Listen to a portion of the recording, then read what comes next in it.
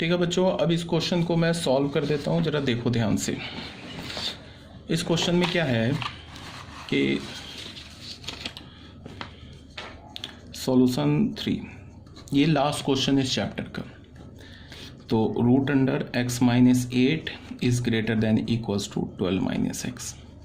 अब बच्चों डोमेन कैसे निकालेंगे? सबसे पहले हम तो डोमेन निकालेंगे। तो डोमेन निकालने के लिए क्या है, इसको देखा, ये कब कब डिफाइंड है।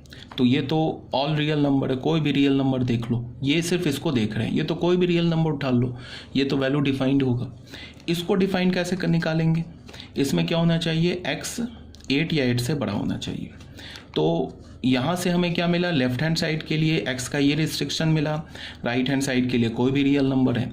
तो ये पूरा एक्सप्रेशन तभी डिफाइंड होगा ना जब लेफ्ट हैंड साइड भी डिफाइंड हो, राइट हैंड साइड भी डिफाइंड हो। तो ये दोनों कब डिफाइंड होगा, जब इन दोनों से जो x का वैल्यू आए उसका हम इंटरसेक्शन ले लेंगे, कॉमन सॉल्यूशन ले लेंगे, तब जाके दोनों डिफाइंड हो जाएगा। तो इसका और इसका इंटरसेक्शन क्या होगा, x is greater than equals to 8। तो ये हमारा क्या हो गया बच्चों, ये हमारा डोमेन हो गया। क्या हो गया, डोमेन हो गया। तो डोमेन निकाल लिया। उसके बाद हमारे पास क्या लिखा है, root under x minus 8 greater than 12 minus X. अब इसको देख के हम केस बनाएंगे। ठीक है, इसको देख के कैसे केस बनाएंगे वो देखो। केस 1 हमने लिखा, हमने क्या बोला, व्हेन x इज इस पे लेस देन इक्वल्स टू 12 रख लिया। ठीक है, हमने क्या रख लिया, x is less than equals to 12 रख लिया। यहाँ पे केस कैसे बना, यहाँ पे हमने नंबर लाइन ले लिया 12 और हमने क्या बोला, x is less than equals to 12। तो अगर x is less than equals to 12 है तो ये बताओ क्या होगा, ये तो हमारा डिफाइंड हो जाएगा, ये भी हमारा डिफाइंड हो जाएगा। ये हमारा क्या होगा, अगर लेस देन इक्वल्स टू 12 है तो ये भी पॉजिटिव और 0 होगा और ये भी पॉजिटिव और 0 होगा। ठीक है, तो हमने क्या कर लिया, दोनों को दोनों साइड स्क्वायर कर लिया। ये बोला है ना 8 8 से बड़ा, ये कब डिफाइंड होगा, 8 8 से बड़ा। तो 12 से छोटे के लिए भी डिफाइंड होगा। तो हमने स्क्वायर कर लिया, तो हमें क्या मिल गया, 8x माइनस 8 का whole square greater than equals to 12 minus X का होल स्क्वायर। तो ये मिल गया X square minus 16x plus 64 greater than equals to 144 minus 24x plus of X square. ठीक है बच्चों, तो यहाँ से क्या हो जाएगा हमारे पास, सॉरी ये तो मैंने गलत लिख दिया, सॉरी ये तो x माइनस 8 ही है ना, ये रूट अंडर x माइनस 8 है ना, सॉरी। तो ये तो x माइनस 8 ही आ जाएगा। तो इसको क्या हो गया, ये एक्स स्क्वायर माइनस 25x और क्या होगा plus 152 is less than equals to 0।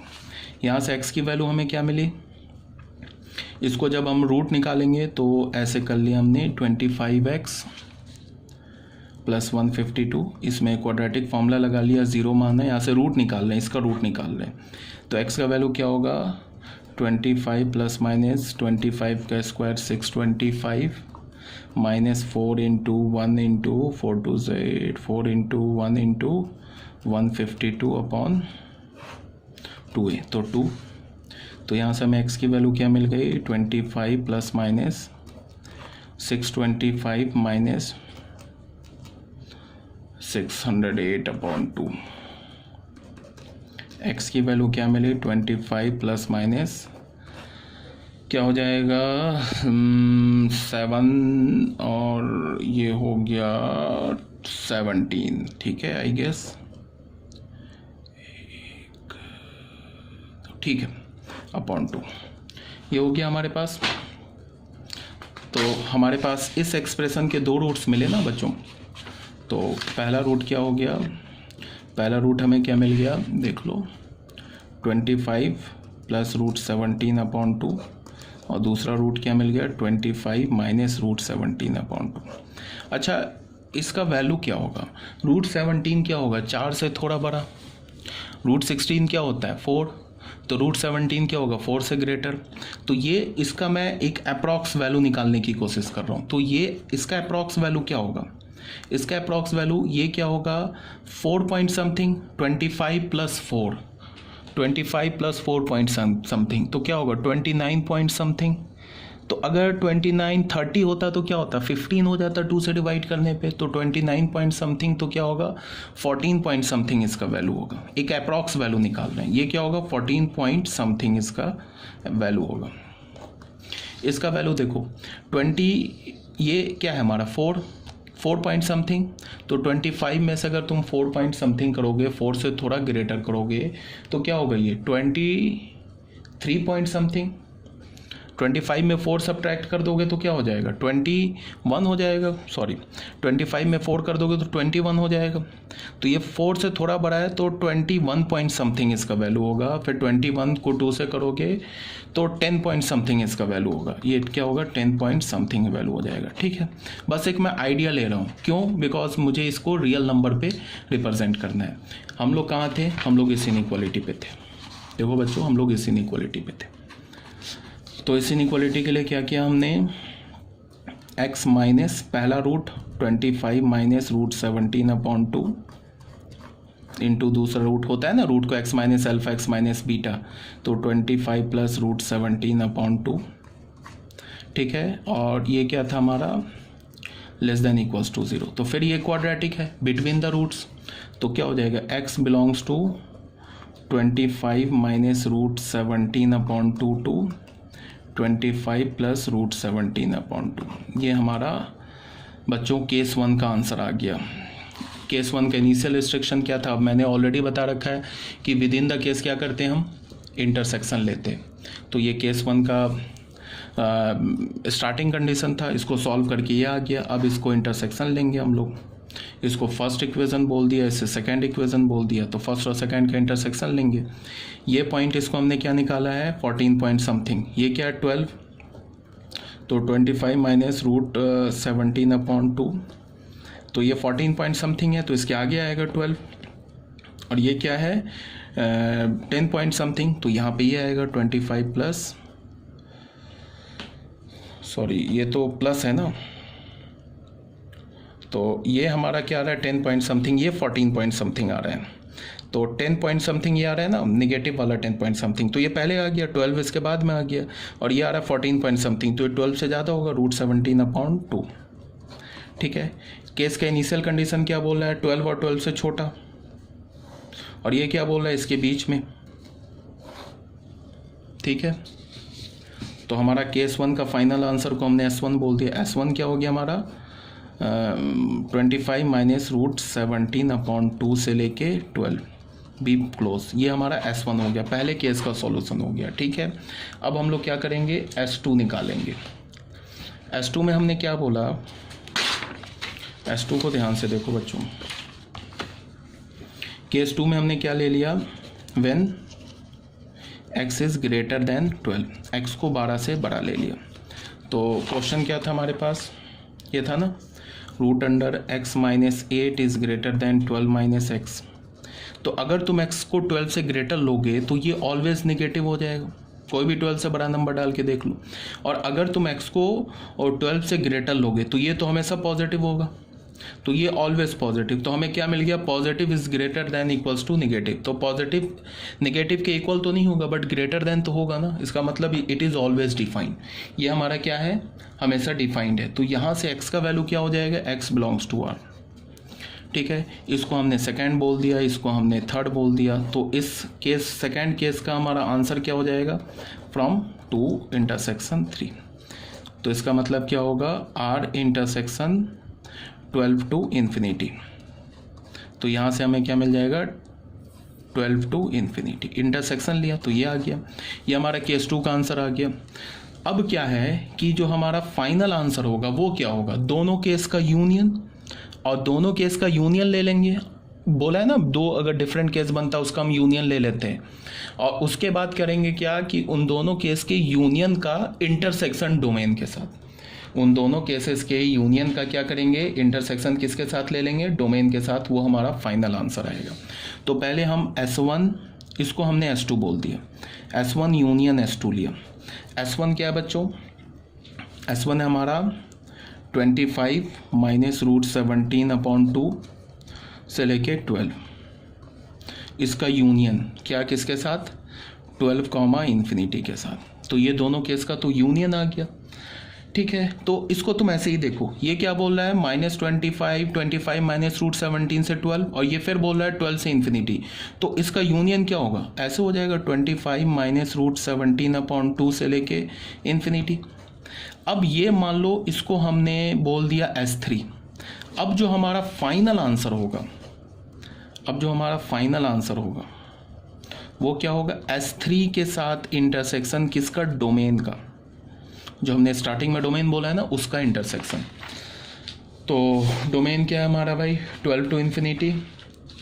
Domain क्या है, domain is A to infinity. तो फाइनल आंसर हमारा क्या होगा, ये फाइनल आंसर नहीं है बच्चों, ये तो हमारा दोनों केस का, हाँ ये फाइनल आंसर है, सॉरी ये फाइनल आंसर है S3, ये फाइनल, ये हमारा सॉरी बच्चों, ये फाइनल आंसर है। फाइनल आंसर क्या हो गया हमारा, final answer S1 union S2। S1 union S2 क्यों लिया, S1 तो हमारा पहले केस का आंसर था, S2 हमारा दूसरे केस का आंसर था। तो दोनों केस का तो मैंने बता रखा है यूनियन लेंगे, तो दोनों केस से जो यूनियन का वैल्यू आएगा ना, उसका इंटरसेक्शन डोमेन से ले लेंगे।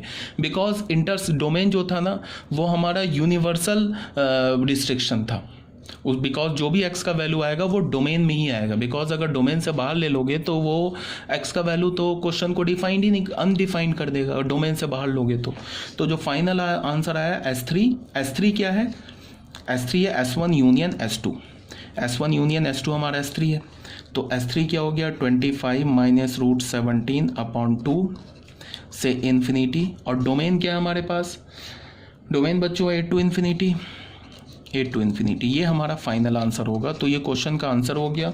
इसको तुम चाहते हो थोड़ा दूसरे फॉर्म में लिखना, तो तुम ऐसे देख लो, ये क्या है 25 माइनस 4 पॉइंट समथिंग, तो ये क्या हो जाएगा 21 पॉइंट समथिंग।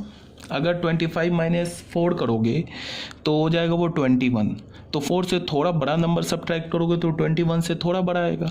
अगर 21 से बड़ा आएगा तो उसका क्या मतलब है, 2 से डिवाइड करोगे तो फिर वो क्या हो जाएगा, 10 से थोड़ा बड़ा आएगा।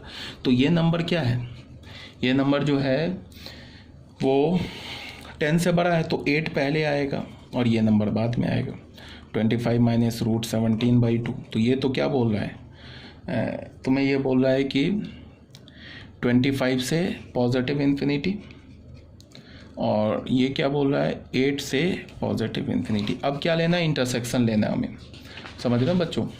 अब इसका हमें इंटरसेक्शन लेना है, तो इंटरसेक्शन साफ देख लो, यहाँ से आगे इंटरसेक्शन है, तो क्या होगा x belongs to 25 minus root 17/2 to infinity. ये हमारा क्वेश्चन का फाइनल आंसर हो गया। क्वेश्चन में मैंने क्या बोला, क्वेश्चन में सबसे पहले मैंने डोमेन निकाला, फिर 2 केसेस बनाए, दोनों केस, पहले केस का इनिशियल कंडीशन और केस को सॉल्व करके जो आंसर आया, उस दोनों को जब हमने इंटरसेक्शन लिया तो केस 1 का आंसर आ गया। फिर केस 2 का आंसर निकाला तो ऑल रियल नंबर हो गया। 2 केसेस बने, मैंने क्या बोला, दोनों केस का यूनियन ले लिया, तो उसको हमने S3 बोल दिया। अब जो दोनों केसेस का यूनियन मिला, उसका इंटरसेक्शन फाइनली हम डोमेन से लेंगे। तो डोमेन से जब इंटरसेक्शन लिया तो ये हमारा फाइनल आंसर आ गया। तो आई होप आपको ये क्लियर होगा। ये लास्ट क्वेश्चन था हमारा जो हमने सॉल्व कर लिया। अब तुम्हें करना क्या है कि घर पे जब तुम ये वीडियो देख लोगे ना, तो ये जो जितने भी क्वेश्चंस करा रहे हैं ना, इन सारे क्वेश्चंस को तुम एक बार सॉल्व खुद से करो, ठीक है। ये नहीं कि वीडियो देख के छोड़ दिया। वीडियो देखो। मैथ्स में होता है सबसे इम्पोर्टेंट क्या होता है, हमारा जो माइंड है और हमारा जो हैंड है, इन दोनों जब तक दोनों इकट्ठे काम नहीं करेगा तो हमारी अंडरस्टैंडिंग नहीं बन सकती है। हाथ भी चलना चाहिए और दिमाग भी चलना चाहिए। सिर्फ देख के तुम कहानी याद रख सकते हो, मैथ्स को याद नहीं रख सकते हो। अगर तुम्हें कोई स्टोरी सुनाया जाएगा ना, तो तुम अगर उसको सुन लोगे, या फिर तुम उसको अगर स्टोरी को पिक्चर में करके दिखाया जाए, कोई मूवी दिखाया जाए, तो तुम मूवी याद रख सकते हो। कोई अगर तुम्हें स्टोरी सुनाया जाए तो स्टोरी याद रख सकते हो।